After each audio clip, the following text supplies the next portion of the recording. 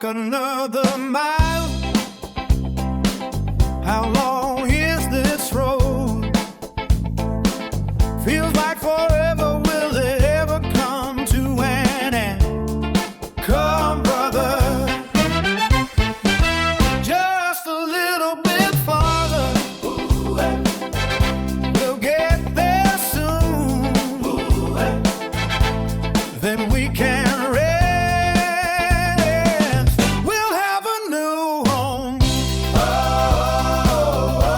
away from the past, free from what ties us down.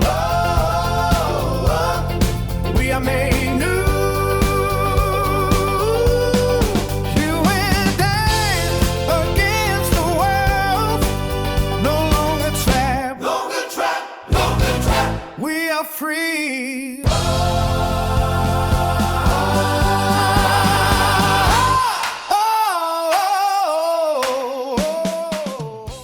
The Yote Brothers Part 6. Written and pictures by the Furry Sith Lord. The Yote brothers found a clearing where they would set up their trap to catch the bear. They made their main camp nearby but tried to stay in the clearing so that their scents would attract Beta here. They set up a makeshift campsite while they waited to attract the bear. They set a trap by digging a large hole and covering it with a thick blanket that they put dirt on to make it look like the normal forest floor.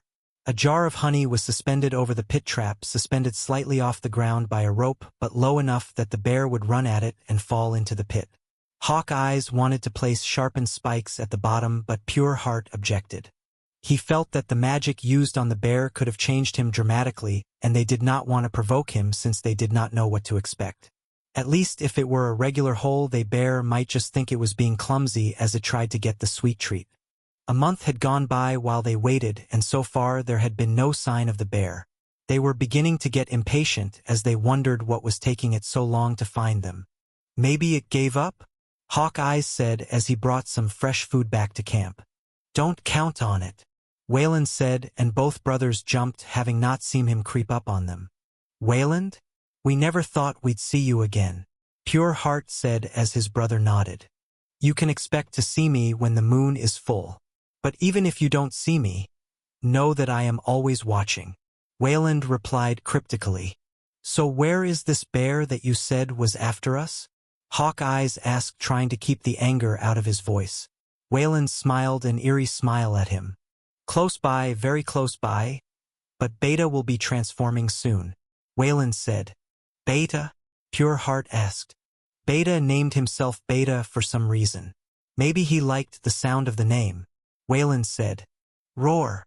They heard a bear roaring, but the voice changed as it was roaring. It sounded like a normal species yelling. Beta has transformed. Hope you are ready for him, Wayland said. Then he walked backwards and disappeared into the trees. The brothers looked around, then jumped and hid as they heard a twig snapping as something stepped on it. A strange species stumbled forward, walking on two legs. It was tough to make out what it was, but it was definitely not a bear or the size of one. It started to walk towards the jar of honey when Hawk Eyes called out to him. Hey, stop! Hawk Eyes yelled. Beta stopped and looked around for who spoke to him. Hawk Eyes and Pure Heart stepped out and approached him.